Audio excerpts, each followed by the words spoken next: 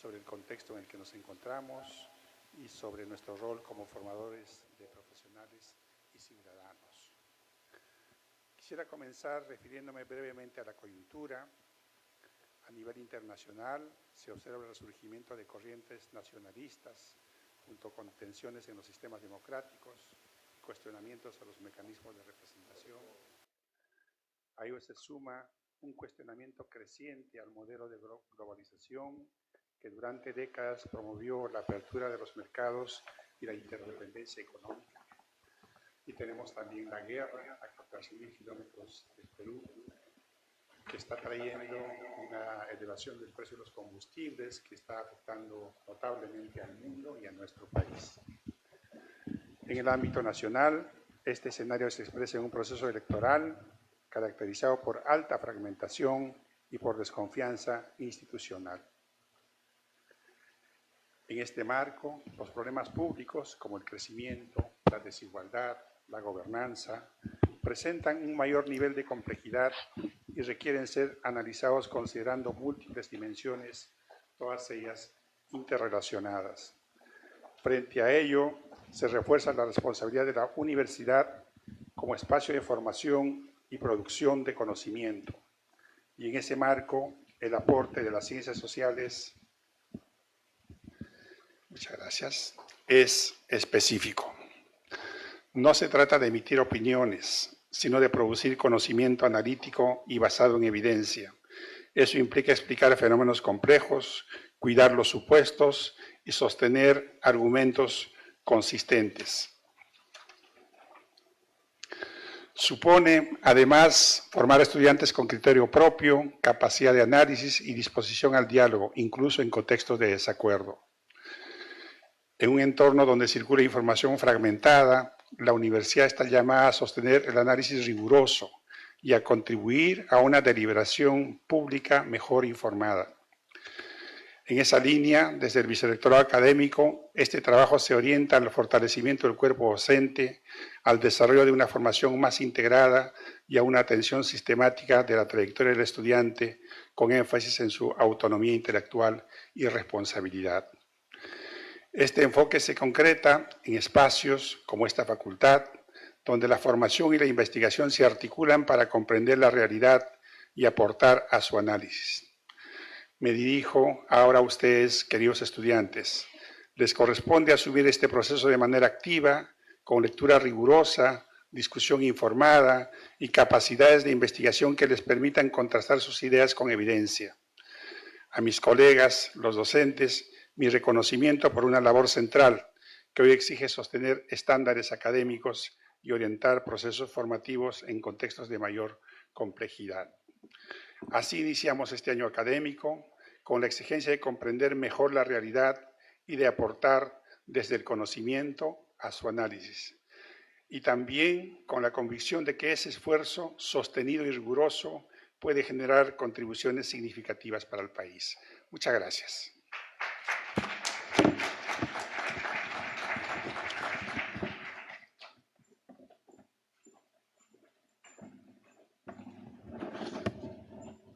Muchas gracias, Waldo. Tiene ahora la palabra el profesor Gabriel Rodríguez, jefe del Departamento Académico de Economía.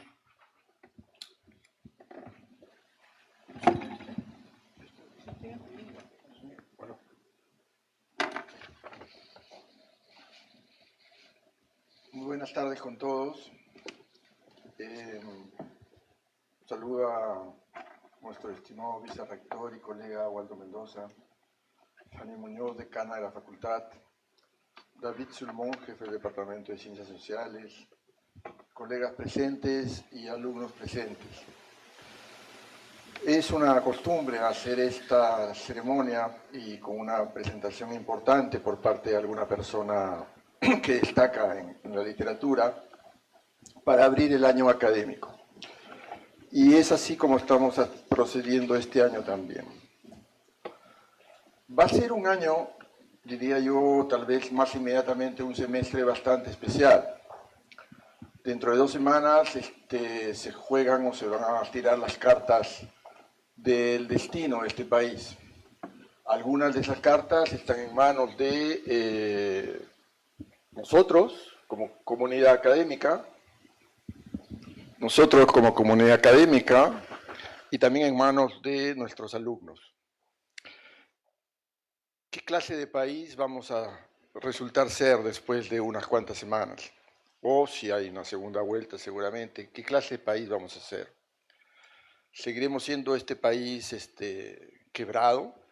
O sea, un país que tiene fortalezas macroeconómicas, pero debilidades profundas en lo microeconómico y la institucionalidad. ¿Hasta cuándo va a alcanzar con lo primero? O sea, con tener una fortaleza monetaria. ¿Hasta cuándo va a alcanzar eso para poder tapar las cosas que nuestro país sufre? Esperemos que esto sea un nuevo comienzo, un nuevo gobierno que vea más claramente las cosas y no destruya la poca fortaleza que nos queda y que nos está defendiendo desde hace varios años, ¿no?, contra determinados ímpetus que tratan de desestabilizar esa estabilidad macro. Y va a quedar siempre como pregunta importante para mí, cuando yo escucho a los macroeconomistas, uno ve un país extraordinario, ¿no?, que resiste vendavales de choques externos y choques internos también. Pero a nivel micro, cuando yo digo a nivel micro institucional, me refiero a la salud, a la educación, a cosas básicas. Ahí parece que hablamos de otro país, ¿no? O sea, un país macro relativamente fuerte, desde hace bastantes años, sólido, pero a nivel de los servicios básicos, por ejemplo, estamos lejísimos. Parecen dos caras de una misma moneda, ¿no? Pero es el mismo, es Perú. Y la conferencia de la doctora Susan Stokes, el título me parece interesante. Los retrocesos democráticos del siglo XXI, ¿por qué ocurren? ¿Cómo se pueden frenar? América Latina se caracteriza por eso, ¿no? América Latina, algún profesor de acá de la universidad publicó un libro y acuñó el término el péndulo político, ¿no? América Latina se suele mover hacia la derecha, hacia la izquierda, por el centro, ¿no? Es como en una canción, alguien decía, una canción a una cantante de protesta, un colega le decía, no podemos salir a las calles porque el gobierno se está portando mal, se está portando bien, perdón, está muy tranquila la cosa. Hablaban de Chile, creo. Y la chica le decía, no te preocupes, alguna macana van a hacer pronto, ¿no? O sea, pronto se va a destruir esa tranquilidad, ¿no? Y después vamos a volver otra vez, es como un círculo vicioso. Bueno, dicho eso, yo les doy la bienvenida a este nuevo año, a los alumnos espero obviamente que estudien, ¿no? Y a los colegas, bueno, que sigan dando lo que siempre nos ha caracterizado como comunidad PUC, una calidad exigente de enseñanza, un rigor elevado para todos los estándares nacionales e incluso internacionales, y que sigamos así como comunidad, y bueno, nuestros alumnos van a recibir qué va a pasar con este país. Muchas gracias a todos por la atención.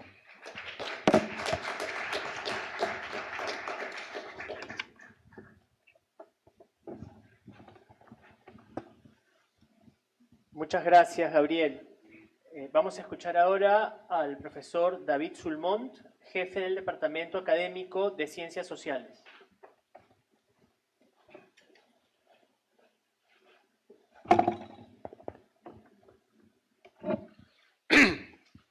Buenos días, doctor Waldo Mendoza, vicerrector académico de la Pontificia Universidad Católica del Perú, doctora Fanny Muñoz, decana de la Facultad de Ciencias Sociales, doctor Gabriel Rodríguez, jefe del Departamento Académico de Economía, estimadas y estimados colegas, estudiantes y público en general.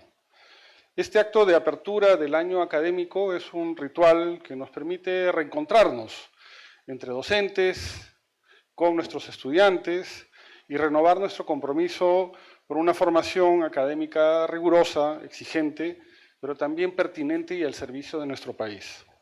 Como departamentos académicos, nuestra función como colectivo es asegurar que seamos capaces de que nuestros estudiantes cuenten con buenos profesores, profesores expertos en sus temas de especialización, capaces para crear experiencias de aprendizaje significativo en las aulas, compartiendo su experiencia, su conocimiento, sus competencias, pero también aprendiendo siempre de las inquietudes e intereses de nuestros estudiantes y de las nuevas generaciones de estudiantes, quienes son los que nos motivan a dar la energía para seguir aprendiendo juntos, investigando, construyendo conocimiento, reflexión, ideas y propuestas para nuestro país. Es por eso que como profesores creo que siempre nos sentimos privilegiados y agradecidos de vivir nuestra vocación junto con nuestros estudiantes, cada nuevo año académico. Quienes me han precedido han enumerado varios de los problemas que tiene nuestro país y nuestro planeta y que seguramente van a alimentar la discusión en nuestras aulas. Espero que así sea, espero que esta sea una discusión exigente, retadora y que nos permita hacer algo, decir algo para nuestro querido país en los tiempos que nos acompañan hoy en día. Gracias nuevamente a nuestros colegas y a nuestros estudiantes por esta oportunidad de encontrarnos y de aprender juntos. Bienvenidas y bienvenidos a todos y a todas. Gracias.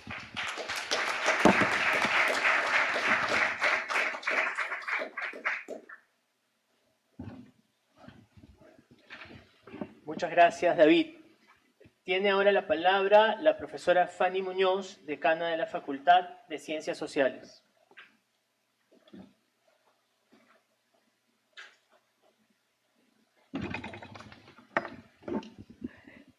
Muy buenas tardes a todos, a todas, todes. También me sumo a los saludos a nuestras autoridades y colegas y a todos los que se han dado el tiempo para venir a esta ceremonia de apertura del año académico. Les doy la bienvenida a la inauguración del año académico de la Facultad de Ciencias Sociales de la Pontificia Universidad Católica. Cada inicio es una invitación a pensar en el futuro, el de sus trayectorias personales, el de nuestra facultad y también el del país que buscamos comprender y transformar desde las ciencias sociales. Iniciamos este año, como ya se ha dicho, por los que me han precedido en esta apertura, en un contexto muy desafiante para el país. Nos encontramos a pocas semanas de este nuevo proceso electoral, en un escenario marcado por la fragmentación política, la desconfianza en las instituciones y una profunda incertidumbre sobre el rumbo del país. A ello se suman las transformaciones globales que están redefiniendo nuestras sociedades, los cambios en el mundo del trabajo, la crisis climática, las nuevas tecnologías como la IA, el crecimiento de la violencia y la criminalidad que la vemos todos los días en nuestro país y en el mundo, y los problemas ya mencionados por mis colegas. En tiempos como estos, las ciencias sociales son más necesarias que nunca. Nos permiten comprender la complejidad del presente, analizar críticamente las estructuras que organizan la vida social e imaginar horizontes de cambio en medio de esta incertidumbre. En este marco, la presencia de Susan Stock resulta especialmente significativa. Ya en anteriores ocasiones habíamos conversado con Susan sobre la posibilidad que viniera y estoy muy contenta porque se hizo realidad este año y justo previo a nuestras elecciones. La trayectoria de Susan y sus investigaciones sobre democracia, desigualdad, clientelismo y erosión democrática constituyen una contribución fundamental para pensar nuestros desafíos contemporáneos de nuestras sociedades. Su visita nos ofrece una oportunidad para reflexionar con rigor y perspectiva comparada sobre los problemas que hoy enfrentan las democracias en el mundo, en la región y en el Perú. Quiero decirles que Susan mantiene un vínculo estrecho con el Perú. Su tesis doctoral, cuando nos conocimos, abordó la conciencia política y el comportamiento de los sectores populares urbanos en Lima, con especial énfasis en el distrito de Independencia. Posteriormente, esta investigación se publicó como Culturas en conflicto, movimientos sociales y el Estado en el Perú. Asimismo, participó en los 2 volúmenes de Lima Obrera, 1900-1930, y ha contribuido al análisis del régimen neoliberal durante el gobierno de Fujimori. Trayectorias como la suya, que combinan rigor académico, el conocimiento del país y la región y la vocación por comprender problemas complejos, nos recuerdan el papel de la universidad, esta llamada a cumplir, porque la universidad no es solo este espacio para adquirir conocimientos, como ya se ha señalado, es también un lugar para aprender a pensar con independencia, pensamiento crítico, a debatir con respeto, a cuestionar las propuestas fáciles y a plantearnos preguntas difíciles, incómodas. Esta es una de sus tareas más importantes y también una de las más urgentes en el mundo actual. En nuestra facultad seguimos creciendo. Hoy somos 1.391 estudiantes en 6 carreras: economía, sociología, antropología, ciencia política, relaciones internacionales y finanzas. Y renovamos cada día nuestro compromiso con esta formación de excelencia que ha sido señalada por mis colegas, y también no solamente relevamos lo académico, el desarrollo de la investigación, sino también le damos la misma importancia al bienestar de quienes forman parte de nuestra comunidad. Por eso también impulsamos la investigación y la acompañamos de cerca a nuestros estudiantes en su desarrollo. Contamos con docentes altamente cualificados y comprometidos con el aprendizaje, así como un equipo administrativo que trabaja para que todo funcione de la mejor manera. Además, tenemos un área de tutoría que brinda apoyo académico y personal a lo largo de la vida universitaria. Buscamos, sobre todo, construir una comunidad plural, crítica y comprometida con los grandes desafíos del país. A nuestros queridos y queridas estudiantes, los que inician o los que continúan su formación, es un tiempo complejo, pero también desafiante y estimulante. El mundo necesita profesionales capaces de comprenderlo con rigor, pero también con sensibilidad, responsabilidad pública y compromiso ético. Aprovechen esta etapa para leer, preguntar, debatir, disentir y abrirse a una nueva forma de entender el país y el mundo. Como señalaba un maestro y amigo, Gonzalo Portocarrero, el principio que orienta a un intelectual es el compromiso con el interés general de la colectividad. Y frente a la incertidumbre actual, necesitamos sostener la curiosidad, la reflexión crítica y la capacidad de no acomodarnos a lo ya dado. Estas también son misiones de la universidad. No renunciemos a la indignación frente a la injusticia, pensar con rigor, defender la democracia y, sobre todo, no renunciar a la injusticia sigue siendo una de las tareas más urgentes de las ciencias sociales. Que este nuevo año sea una oportunidad para renovar este compromiso con el conocimiento, la democracia y con el país. Bienvenidos a todas, todos y todes a este nuevo año académico.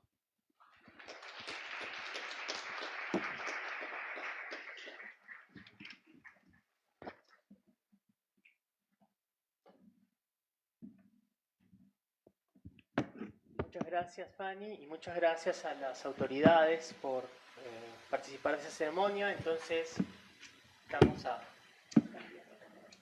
bajar para que puedan subir el profesor Stokes y el profesor Tanaka.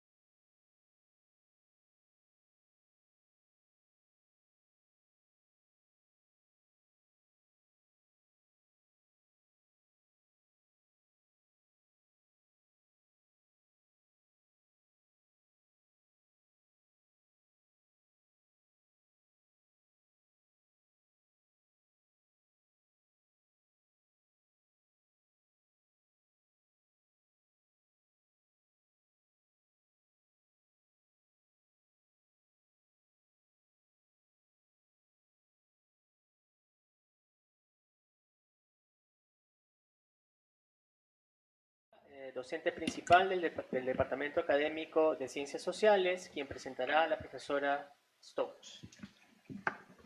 Muy bien, bueno, muchas gracias a todos por participar en esta ceremonia. Saludo al señor vicerrector, a la decana, a los jefes de departamento, bueno, y a todos los compañeros y asistentes a esta reunión. Bueno, voy a ser muy breve porque queremos escucharla, sobre todo a Susan, por supuesto. Es un gran gusto compartir esta mesa y tener estas palabras de presentación de Susan, aunque seguramente muchos la hemos leído y la conocemos.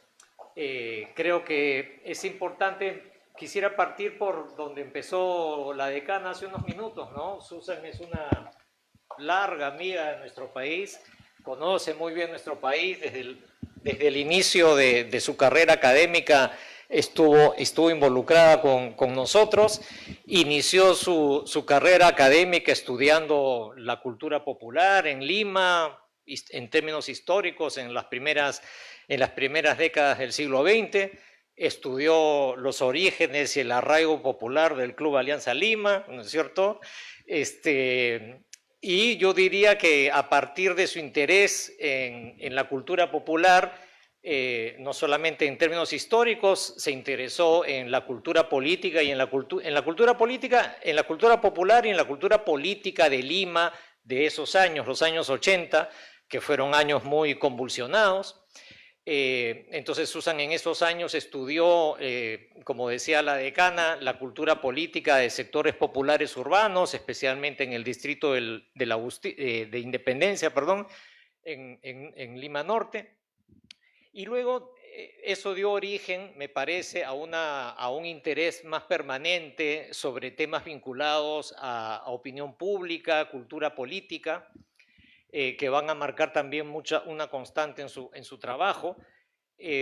Finales de los años 80, comienzos de los años 90 fueron también los años que vivimos, en particular en el Perú, el ajuste estructural, la llegada del fujimorismo y un gobierno que se legitimó políticamente rápidamente en los años posteriores. Y esto sucedía en toda América Latina, ¿no? En toda América Latina se dieron estos procesos de ajuste estructural, las reformas neoliberales y una opinión pública que muchas veces respaldó medidas que fueron muy duras de ajuste estructural, y eso dio lugar a temas que le interesaron a Susan en los años 90, ¿no es cierto? Las reformas neoliberales, las lógicas de los presidentes y de los gobernantes y la reacción de la opinión pública ante estos procesos de ajuste estructural. ¿Por qué es que los ciudadanos y los votantes podían apoyar candidaturas o presidentes que habían traicionado sus promesas electorales y sacado adelante reformas que supuestamente no querían hacer? Esto la llevó a estudiar Perú, a estudiar Argentina y muchos otros países. Creo que también a partir de allí sale una constante en sus trabajos, que es la pregunta por el problema de la representación política, ¿no es cierto? Supuestamente los políticos tienen que llevar y representar los intereses y las demandas de los electores, pero la relación, como estamos viendo aquí, es una relación mucho más compleja, mucho más ambigua. A veces los presidentes, los líderes políticos van en contra del mandato de la representación, pero igual obtienen apoyo popular. Otros que intentan representar más fielmente no logran el respaldo de la ciudadanía. Y creo que también surge la pregunta de cómo se construye representación política. Eso la llevó a Susan en los años posteriores a estudiar temas como la construcción de redes clientelísticas, el uso de redes clientelísticas en partidos políticos, la compra de votos. Tuvo varias publicaciones centradas en el caso de Argentina, pero en varios otros países también. Y creo que a partir de allí, otra etapa en la producción de Susan tiene que ver con la pregunta por el funcionamiento de la democracia y la legitimidad democrática, ¿no? Los problemas de representación, los conflictos y las protestas sociales, la legitimidad de las elecciones. Y creo que luego también fue ampliando la mirada y la preocupación por estos temas y de esa manera no solamente estudió países latinoamericanos, sino su producción creo que involucró perspectivas comparadas, incluyendo cada vez más países. En términos metodológicos también, Susan ha escrito mucho sobre la metodología de la política comparada, que leemos muchas veces en cursos de metodología sobre esos asuntos. Y yo diría que, ya para no extenderme demasiado, este reciente libro, ¿no?, sobre retroceso democrático es como una síntesis de sus preocupaciones de los últimos años, y por eso es que vamos a escuchar con mucho interés su presentación. Toda esta trayectoria que he delineado de Susan la ha hecho merecedora a muchos reconocimientos, muchos premios muy merecidos. Yo quisiera destacar el hecho de que ganó el premio Guillermo O'Donnell que otorga Latin American Studies Association, LASA, y bueno, recientemente ha tenido el reconocimiento de sus colegas y ha sido nombrada presidenta de la American Political Science Association. Y creo que todo esto nos dice que efectivamente estamos ante una amiga muy querida de toda la vida del Perú y de nuestra facultad, y que estamos ante una de las autoras más importantes dentro de la disciplina en este momento. Así que para nosotros es un gran gusto poder compartir esta apertura con Susan, y te damos la palabra.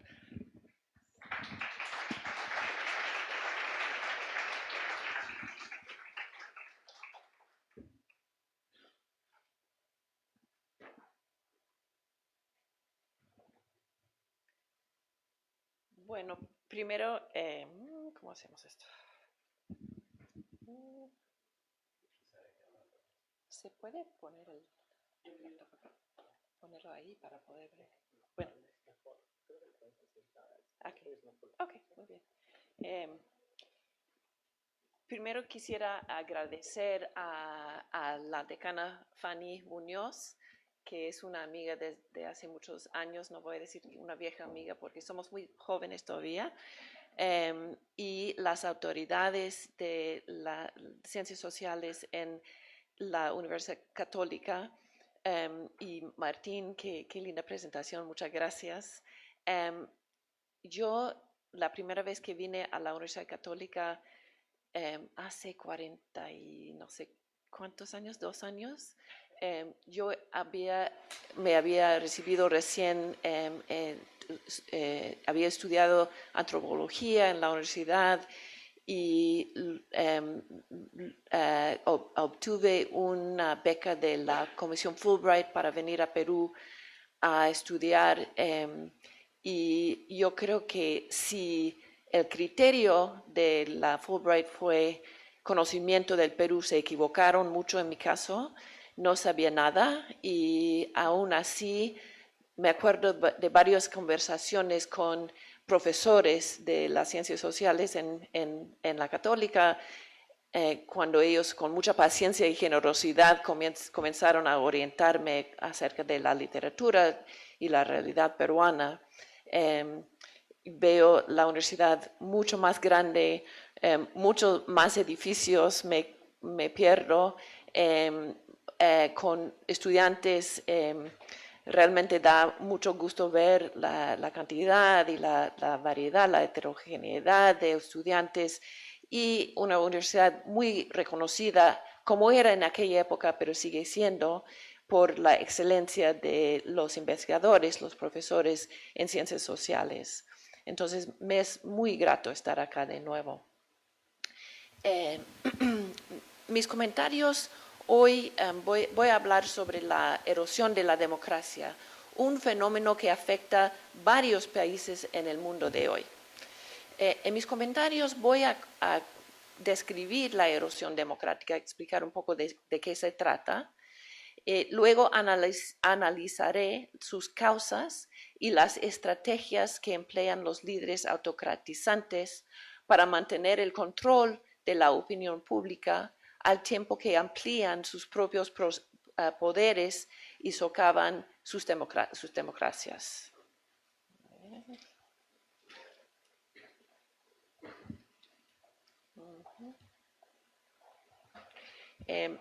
A continuación, explicaré cómo puede detenerse o desacelerarse la regresión democrática.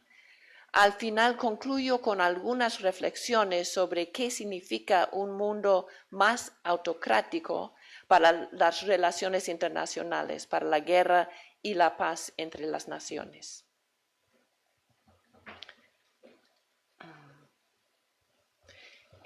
Mi presentación hoy se basa en mi libro que mencionó el profesor Tanaka y que salió hace unos meses. Está bien, está avanzando. Sí. El libro va a salir en español en septiembre.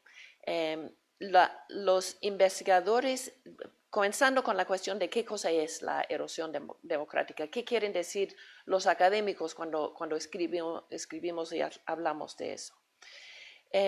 Definimos el retroceso democrático o la erosión democrática como un proceso de agrandecimiento del poder del Ejecutivo, de los presidentes o los primeros ministros. Ellos, luego de subir al poder por procesos electorales limpios y justos, comienzan a socavar la independencia de los tribunales, atacan la prensa y los partidos de la oposición y debilitan los organismos de administración electoral. En mi libro intento explicar por qué estamos presenciando una ola de regresión democrática en este momento histórico, en las primeras décadas del siglo XXI. A su vez, ofrezco evidencias sobre los factores que hacen que algunos países sean más propensas a la erosión que otras. Ahora, para que la presentación no sea completamente deprimente, luego ofrezco algunas reflexiones sobre estrategias para contrarrestar la autocratización. Concluyo tocando el tema de las relaciones internacionales en un mundo más autocrático. La erosión democrática ha desplazado al golpe de Estado como principal amenaza a la estabilidad de las democracias. Se ha producido una ola de retrocesos comenzando a finales de la década de 1990. Esta figura muestra los puntitos negros son o esfuerzos o golpes de Estado realizados, y los puntos en azul representan la elección o la subida al poder de gobernantes que después van a erosionar sus democracias. Y como se ve, las golpes tuvo su auge en la historia reciente, en los años 70, y de ahí se iban bajando su frecuencia, aunque hoy en día todavía hay golpes de Estado en el mundo. Mientras que en la época actual hay un creciente número de casos de erosión democrática, comenzando al final, en los años últimos del siglo pasado, y va creciendo en el presente siglo. Entrando al tema de cómo definir esta erosión, yo sigo el método desarrollado por una académica en la Universidad Europea Central que se llama Melis Lebens. Ella enfatiza el accountability, tanto vertical entre votantes y gobernantes, y como horizontal entre el poder ejecutivo, las legislaturas, las cortes y otras entidades públicas independientes. Se trata del agrandecimiento del poder del Ejecutivo y la debilitación de las elecciones como mecanismo de la accountability vertical, y simultáneamente la debilitación de otros poderes frente al Ejecutivo. O sea, a la misma vez se reduce el accountability vertical y horizontal. Ahora, es normal que los presidentes y primeros ministros prueben los límites de su poder. Para distinguir este ejercicio de los músculos, si quieren, normal, y la erosión democrática, Lebens utiliza medidas recogidas por la organización Variedades de Democracia, que tiene su sede en Suecia, para identificar casos de democracias que sufren una reducción notable de las dos dimensiones y durante periodos cortos. Este método produce esta lista de más o menos 2 docenas de países que experimentaron erosión democrática entre 1995 y 2022. Se ve que es un fenómeno mundial que afecta a todas las regiones del mundo. También es importante enfatizar que los partidos e individuos autocratizantes son ideológicamente diversos. Mejor dicho, vienen en 2 categorías ideológicas principales. Los etnonacionalistas de derecha, por ejemplo, Viktor Orbán en Hungría, Donald Trump en los Estados Unidos, Narendra Modi en la India, y las populistas de izquierda, Jacob Zuma en Sudáfrica, Andrés Manuel López Obrador en México, Correa en Ecuador, Ortega, Chávez, en fin. Ahora, más concretamente, ¿qué es lo que hacen los líderes que buscan autocratizar o aumentar mucho el poder ejecutivo en sus sistemas? Esta tabla, que me pido disculpas que esté en inglés, esta tabla ofrece una idea de lo que a menudo se denomina la manual de estrategias de los presidentes y primeros ministros, ya que los objetivos y tácticas que utilizan son bastante similares de país en país. Enfatizo, aunque sean de izquierda o de derecha, las estrategias y las tácticas son muchas veces parecidas. Por ejemplo, atacan la prensa, imponiendo sistemas de autocensura o de censura. En casos extremos toleran las ejecuciones extrajudiciales de los periodistas, atacan las cortes y los jueces, cambian la composición, por ejemplo, de las cortes supremas, a veces simplemente ponen al lado las decisiones de las cortes cuando no les ayudan. En términos de las elecciones, reducen el acceso al voto y también disputan como fraudulentos las elecciones, aunque no lo sean, y de esa forma quitan la legitimidad y confianza en las elecciones entre el público. Atacan las legislaturas, los partidos políticos de oposición, se niegan a asumirse al monitoreo de las legislaturas. Yo sé que en Perú esto suena muy extraño quizás, pero es el patrón en muchos países. A veces cierran las legislaturas y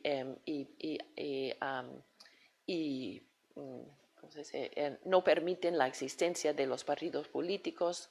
Frente a la burocracia o el servicio civil, lo politizan, imponiendo a gente fiel y quitando a personal profesional. Y también atacan muchas veces las organizaciones de la sociedad civil.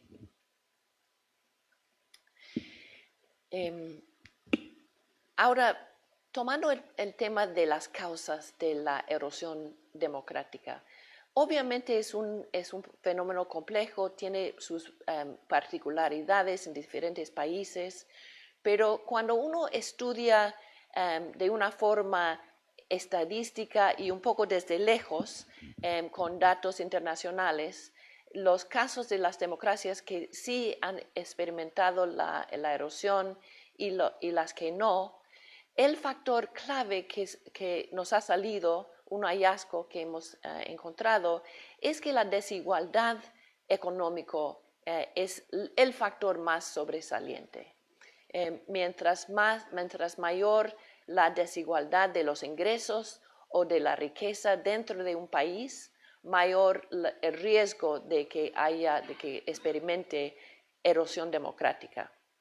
Esta figura viene de un artículo que publicamos junto con mi colega Eli Rao de TEC de Monterrey y lo publicamos recientemente en las actas de la Academia Nacional de Ciencias de los Estados Unidos. Lo que muestra es las probabilidades previstas o calculadas de erosión y los intervalos de confianza del 95%, ya que estamos en ciencias sociales, a partir de una regresión, en este caso un modelo Logit bivariado. Es básicamente una regresión que analiza la probabilidad de la erosión democrática a base, en este caso, únicamente de la desigualdad, medida aquí como estadística Gini. Acuérdense que mientras más grande el Gini, más la desigualdad en una sociedad.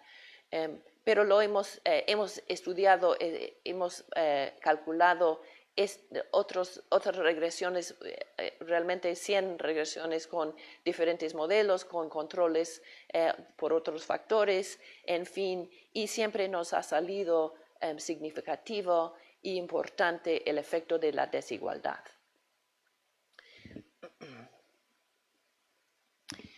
En mi libro estudio cuáles son los vínculos entre la desigualdad y la erosión. Y son varios. La desigualdad tiende a fomentar un sentimiento de agravio entre las personas perjudicadas. También anima la polarización partidaria y fomenta una especie de nihilismo o escepticismo frente a las instituciones. Estos son efectos que se podría llamar orgánicos o espontáneos. Son los efectos que tiene la desigualdad entre la gente de una forma espontánea. Pero también nota que estos sentimientos de agravio, de polarización, escepticismo, ayudan a los presidentes que buscan agrandar su poder. Entonces, además de nacer orgánicamente entre la gente, entre la opinión pública, los presidentes y actores políticos tratan de aumentar esas reacciones. Consideren la polarización partidaria. Los países y regiones económicamente desiguales tienden a estar polarizados. La polarización ayuda a los líderes con tendencias regresivas a consolidar su apoyo. La gente piensa, puede que no me guste lo que está haciendo el gobierno frente a los tribunales, los jueces, o que se viole el Estado de Derecho o que se ataca continuamente la prensa, pero si gana el otro bando, el otro partido, y esa frase se puede terminar de diferentes formas. Se puede concluir con la frase, si gana la otra banda, somos Venezuela, cosa que se escuchaba mucho en mi país. O somos la pesadilla neoliberal, cosa que se escucha, por ejemplo, ahora en México. Es decir, que la polarización hace que la gente es más tolerante a las agresiones en contra de las instituciones democráticas, con la idea de que hay que apoyar al gobierno, hay que tolerar esas acciones, porque de llegar a poder la oposición muy odiada, por definición, en situaciones polarizadas, sería mucho peor. Esta figura utiliza datos de variedades de la democracia que mencioné antes para rastrear los niveles divergentes de polarización partidaria en democracias que se erosionaron y en aquellas que no, entre 1995 y 2020. En los dos casos parten de un mismo nivel, más o menos. Si se toma en cuenta el intervalo de incertidumbre, son iguales al comienzo. El nivel de polarización es igual entre los dos tipos de democracias. Pero a través del tiempo, mientras se mantiene más o menos estable el nivel de polarización entre los países, los de las democracias estables, los que van a sufrir la erosión experimentan un aumento en la polarización. Ahora, por supuesto, este gráfico no distingue la polarización como causa o efecto de la erosión, pero parece que hay algo de las dos cosas. Las dos cosas son importantes. Ahora, la polarización partidaria fomenta, como mencioné, tolerancia al presidente que ataca las cortes o la prensa, como vimos. Y por eso estos mismos líderes utilizan retórica muy polarizadora. Para darles unos ejemplos. Acá tienen declaraciones o frases, primero de Narendra Modi de la India, que se queja del partido de oposición, el Partido Congreso, que dice que no tiene visión para la nación, sino que solo sabe insultar a Modi, si se habla de sí mismo en tercera persona, difundir rumores y mentiras y crear vídeos falsos para engañar a la gente. A su vez, Donald Trump en los Estados Unidos expresa frases como la siguiente: las demócratas se han convertido verdaderamente en una turba furiosa, empeñada en destruir cualquier cosa o a cualquiera que se cruce en su camino. Jair Bolsonaro en Brasil decía: estos marginales rojos, hablando de la gente del PT, serán expulsados de nuestro país. Será una limpieza nunca antes vista en la historia de Brasil. De paso, quiero mencionar que es importante estudiar la retórica de estos dirigentes. Uno, porque ayuda a entender cómo el ejecutivo autocratizante pueda mantener su apoyo en el público, y también porque cuando se logra parar al proceso de la erosión, muchas veces eso se debe a la pérdida de apoyo popular a los gobiernos. La gente como votantes, como manifestantes, tiene un papel clave en parar o desacelerar los procesos de erosión. Ahora, relacionado con estas frases son muy polarizantes y quiero enfatizar que esta estrategia por parte de los presidentes puede ser muy eficaz, y en mi libro ofrezco evidencias de diferentes países de su eficacia, pero también lleva unos riesgos para ellos mismos.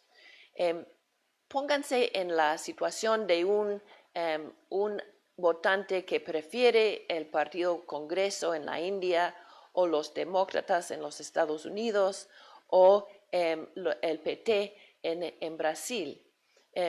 Las frases no necesariamente van a crear tolerancia por el dirigente, sino pueden producir una reacción en contra entre esas personas. O sea, el que apoya al BJP en la India, o los republicanos MAGA en los Estados Unidos, o la gente que apoya a Bolsonaro en Brasil, escuchan esas palabras y las toman muy en serio, y entonces obviamente van a odiar más a los opositores, pero entre la gente que no apoye, que no sean afines a esos líderes y sus partidos, el efecto puede ser al contrario,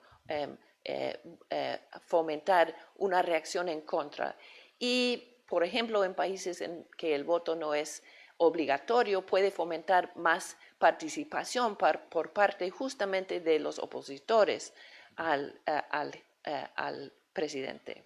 Entonces, por esa razón, por esa observación y también porque al estudiar muchos discursos de estos señores, yo me di cuenta que había otra estrategia distinta que también es muy importante para ellos. Y eso lo llamo el trash talking democracy. Ahora hemos conversado con Martín que no hay una buena traducción del trash talk. En Estados Unidos se trata de las frases un poco negativas que se intercambian entre los deportistas cuando están tratando de ganar, por ejemplo, en los basquetbolistas, qué sé yo, que tu mamá es fea, esas cosas así. Eso se llama el trash talk.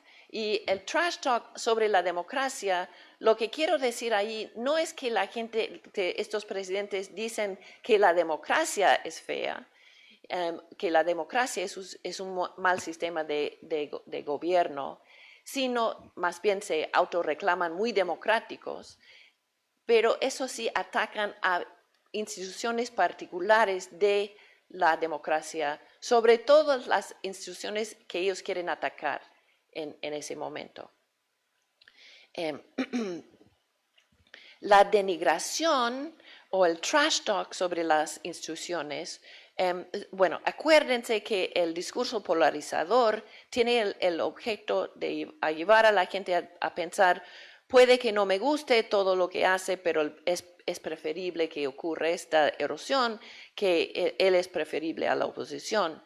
El objetivo de la denigración de las instituciones, en cambio, es llevar a la gente a pensar, no importa que el gobierno ataque los tribunales, a los organismos electorales, etc., al fin y al cabo, estas instituciones están podridas, no funcionan, están mal. Y tiene razón el presidente cuando nos dice, hay que borrarlas y comenzar de nuevo. Y de paso, el proyecto va a ser borrarlas y reemplazarlas con instituciones mucho más bajo el control del Ejecutivo. Ahora, no quiero indagar mucho en las evidencias que ofrezco en mi libro sobre la eficacia del trash talk, ¿no? Pero menciono, para dar un ejemplo de la investigación aquí atrás, bueno, esto es un ejemplo de la retórica típicamente antiinstitucional, en este caso de López Obrador de México, que dice la triste realidad es que el poder judicial actual está plagado de ineficiencia y corrupción. Los jueces y magistrados a menudo se dejan influir por el dinero y brindan protección a los criminales, etc. De paso, los estudios sobre las cortes en México no avalan esta versión. La Corte Federal han cambiado ahora el sistema de escoger a los jueces, pero tendía a emplear jueces con bastante experiencia, de bastante alta calidad. Claro, había siempre algunos corruptos. Más bien se encontraba mayores niveles de corrupción en las cortes a nivel de los estados.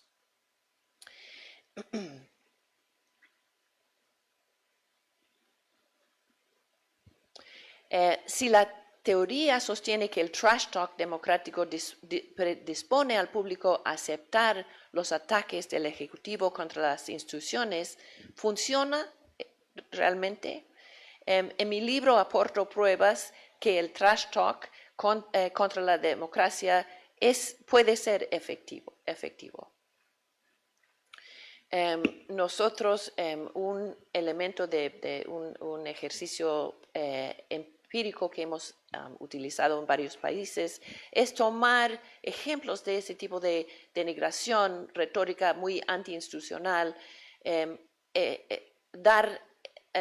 exponer a grupos de gente del país a esa retórica, a otros grupos, grupo de control, a retórica neutral sobre las mismas instituciones y ver cómo eso afecta las actitudes hacia las instituciones y hacia la democracia. Hemos hecho eso en México y el resultado se refleja aquí, aquí desglosado según la afiliación partidista de los encuestados. En general, el discurso antiinstitucional resulta eficaz en comparación con aquellas personas que solo leyeron declaraciones anodinas sobre los tribunales, en este caso.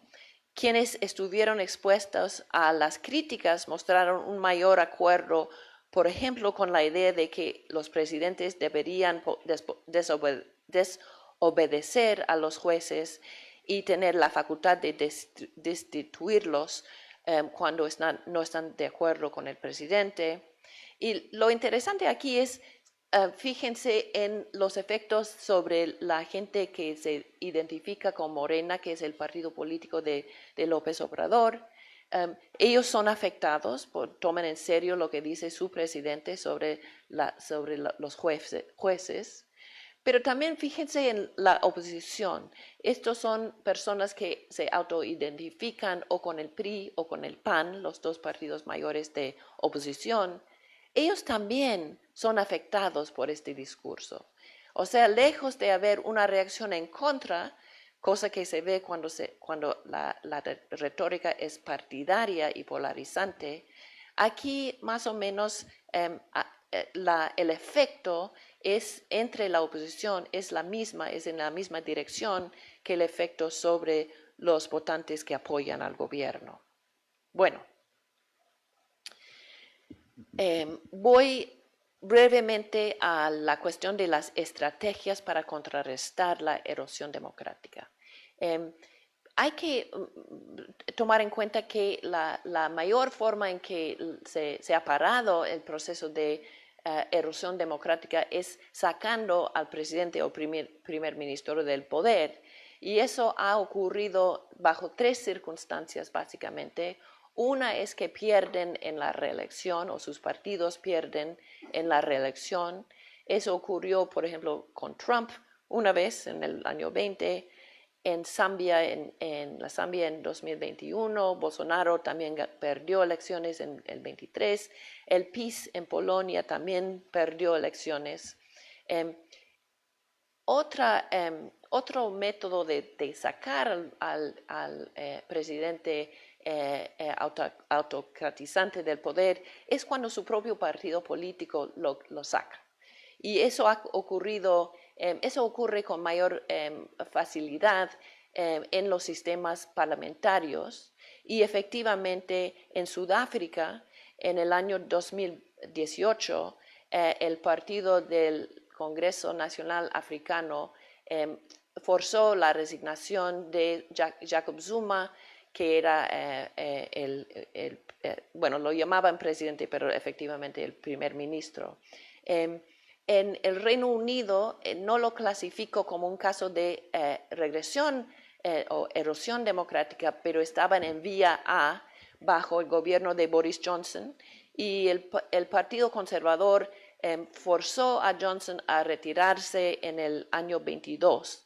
En esos dos casos, la razón a base de por qué el partido político saca a su líder es que ha bajado mucho su popularidad. Se nota que va a ser un peso para el partido, una desventaja para el partido en elecciones en el futuro y entonces lo presionan que se vaya. Eso de nuevo muestra el poder del público, de los votantes, aunque en este caso indirecta a través del partido. Y luego también a veces los presidentes obedecen los term limits, ¿no? los límites del mandato, cosa que ocurrió en México con López Obrador, con Correa en Ecuador. A veces se someten a los límites de los mandatos después de no haberse sometido en ocasiones anteriores. Ahora, para otros factores o otras fuerzas que pueden parar o hacer desacelerarse el proceso de erosión, es muy importante en los casos en que la oposición tiene el poder en niveles subnacionales. Por ejemplo, en los sistemas federales, donde la oposición puede mantener el poder en los estados, o en los sistemas más centralizados, que la oposición puede mantener control sobre ciudades importantes. En esos casos, la oposición puede actuar de un obstáculo a los gobernantes. Aunque no sean mayoría, la oposición partidaria en la legislatura también puede jugar un papel importante. Hay un lindo libro de Laura Gamboa sobre la erosión democrática y cómo se para.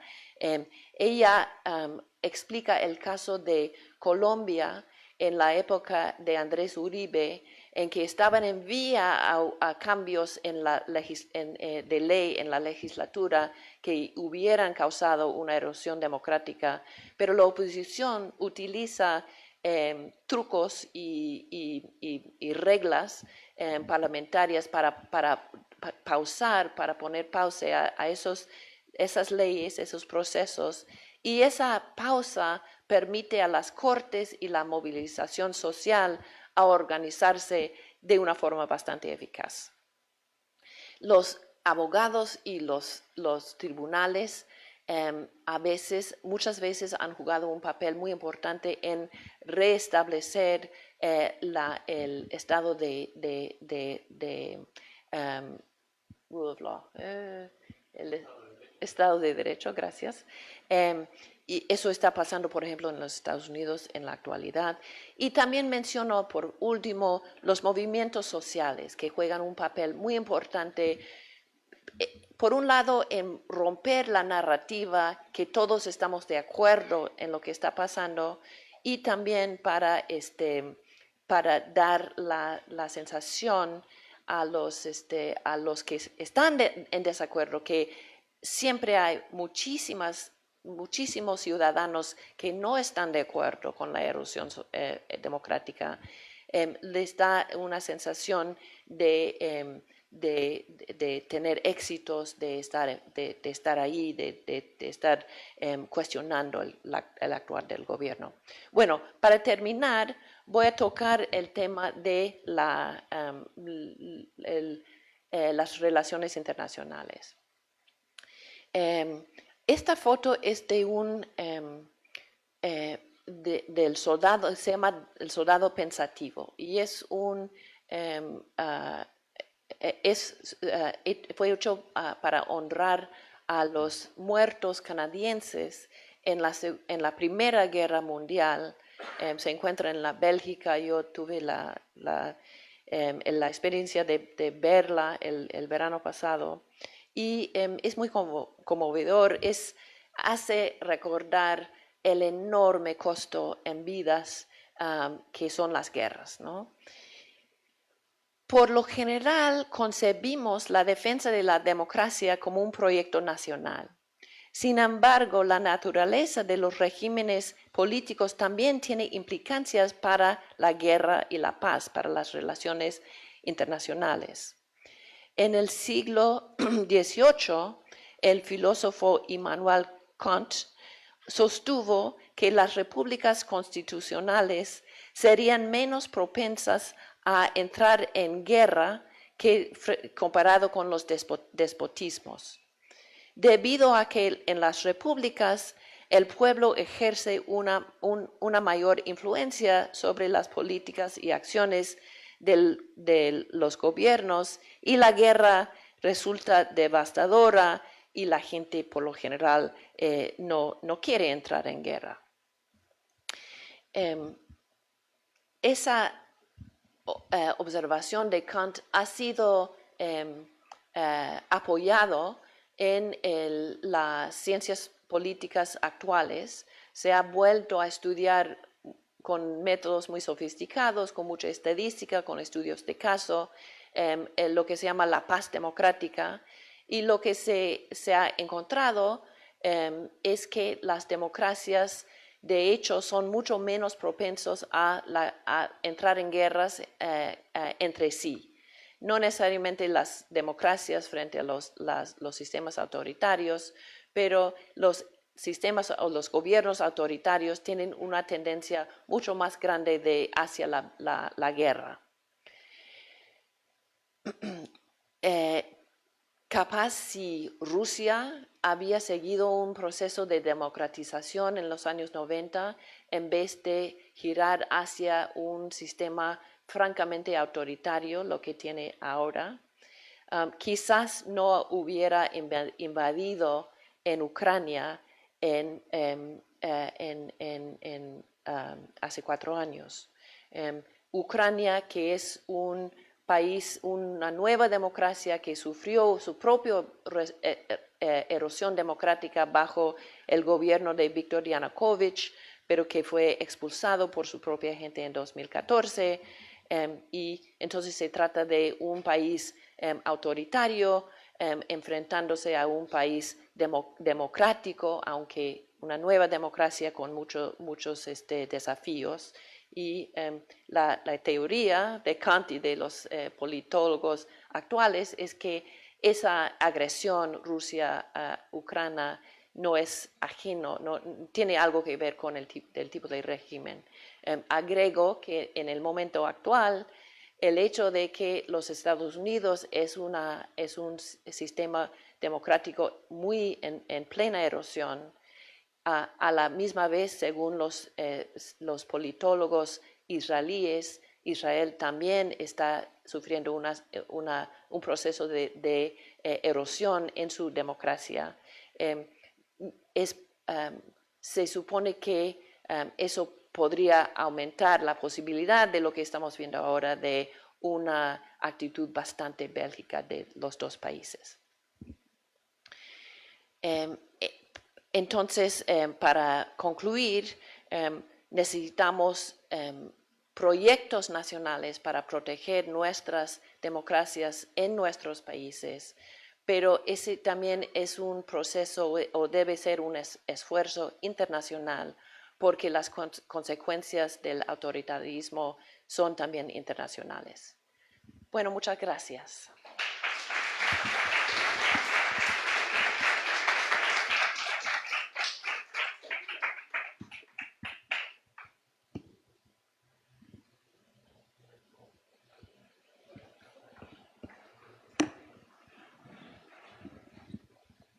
Ok, bueno, entonces tenemos unos minutos más, digamos, del tiempo planificado. Entonces, me indica el profesor Tanaka y la profesora Stokes que van a tener un pequeño diálogo, ¿sí? Alrededor de la exposición, ¿sí? Sí. Muchas gracias. Tenemos unos cuantos minutitos muy cortitos, entonces yo quería aprovechar para hacerle un par de comentarios y preguntas a Susan para que amplíe algunas cosas de su interesante presentación. Dicho sea de paso, vamos a grabar también una entrevista en las redes de la universidad en este programita Entre Pares, pero adelantándome a eso, yo quisiera hacer un comentario muy rápido y breve y pedirle 2 comentarios a Susan.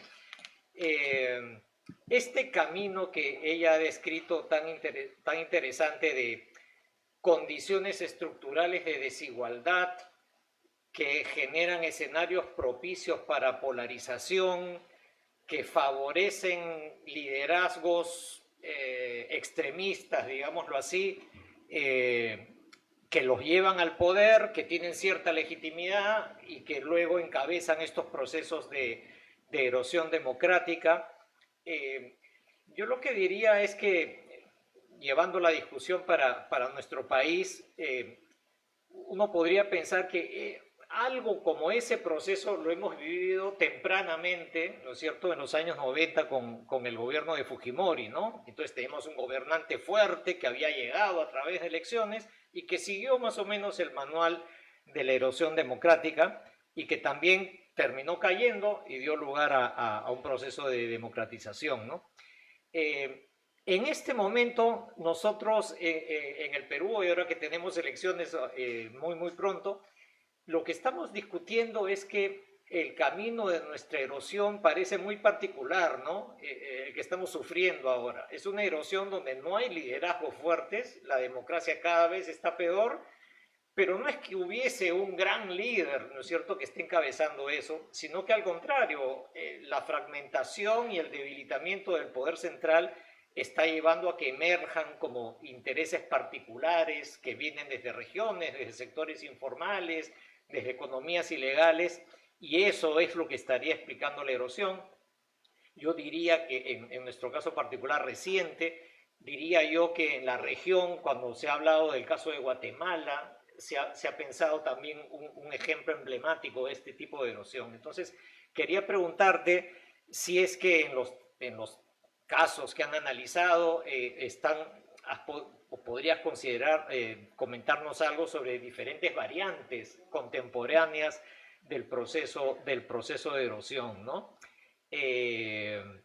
Bueno, esa es una cuestión que me parece que es bastante relevante, ¿no? Y algo que está asociado es también entonces qué es lo que viene después de la erosión, ¿no? Porque después de la erosión hay maneras de resistir y de sacar a los liderazgos autoritarios, pero luego que viene, digamos, viene un escenario de debilitamiento institucional y de debilitamiento de los actores políticos que hace el proceso de reconstrucción muy tortuoso, ¿no?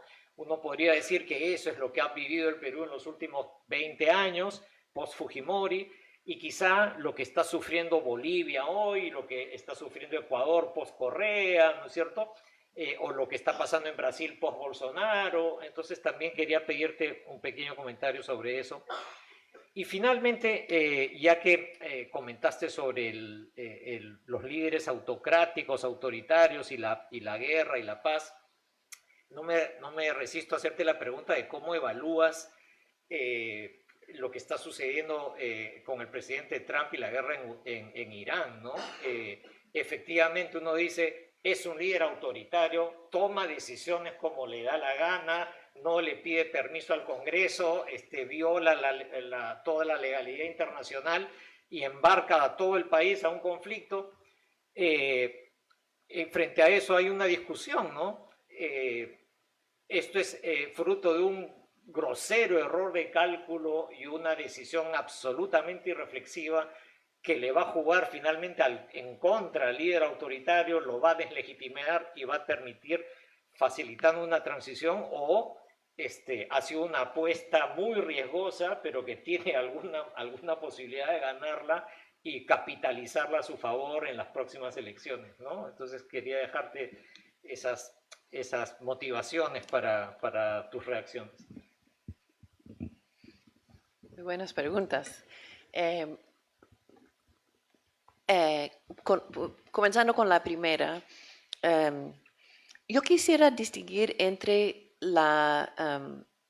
una reducción en la calidad de la democracia que ha sufrido Perú durante muchos años, que está sufriendo Estados Unidos, como un fenómeno más general, ¿no?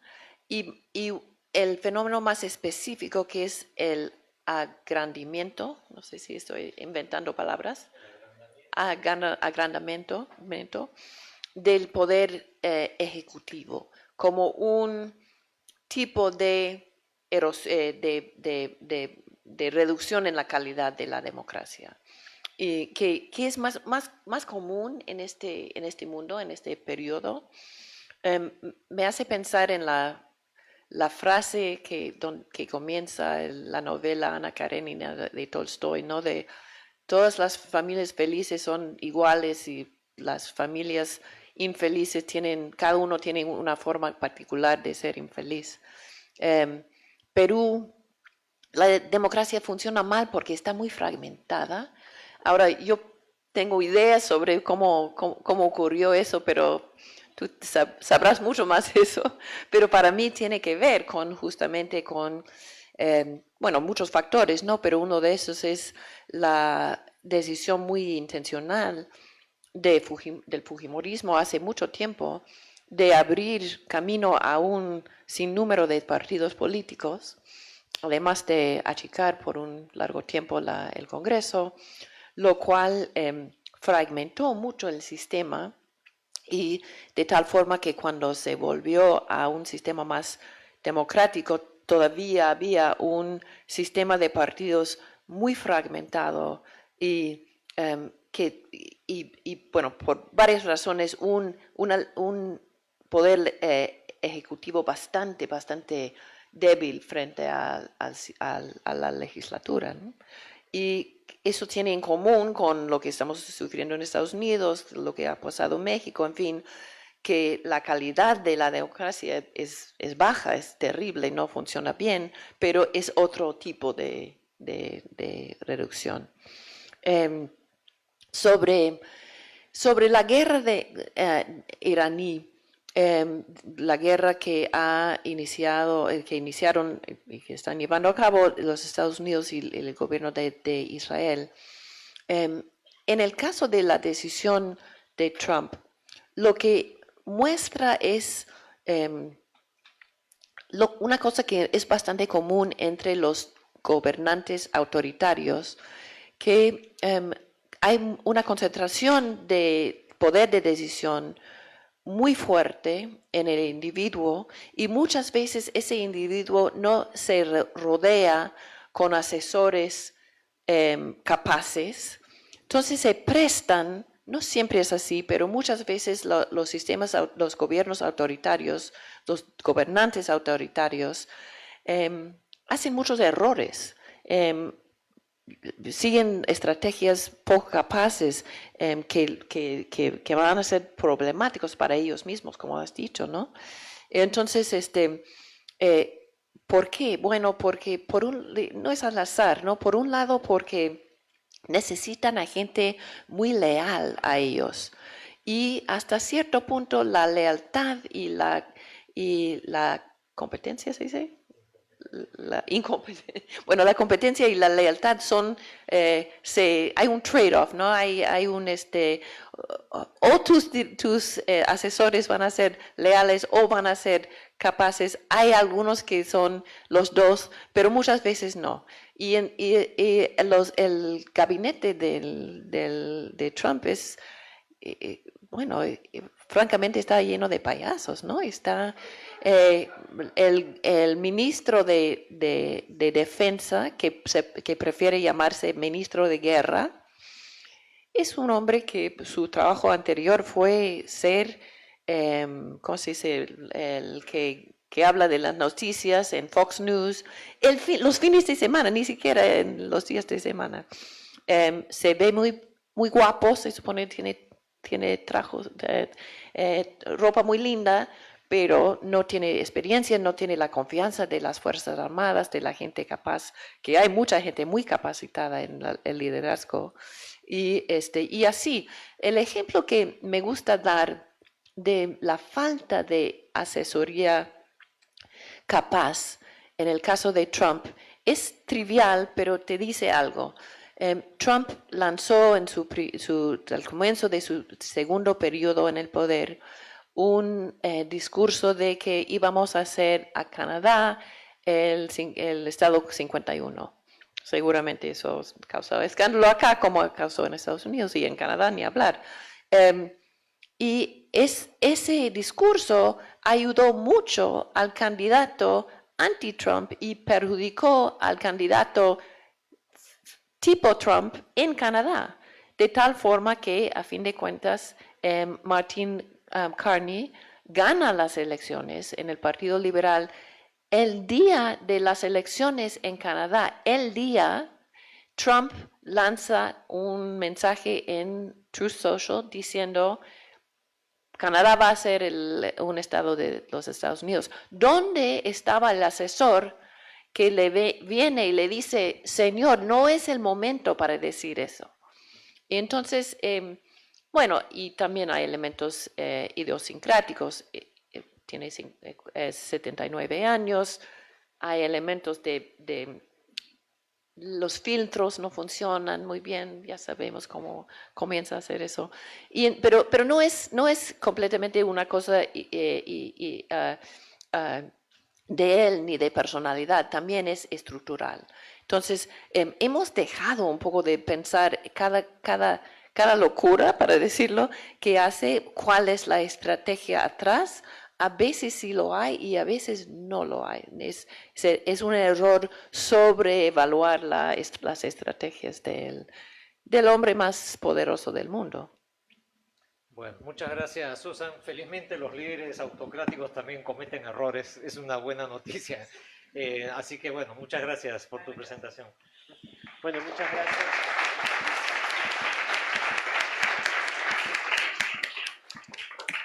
Muchas gracias, Martín. Muchas gracias, profesor Stokes.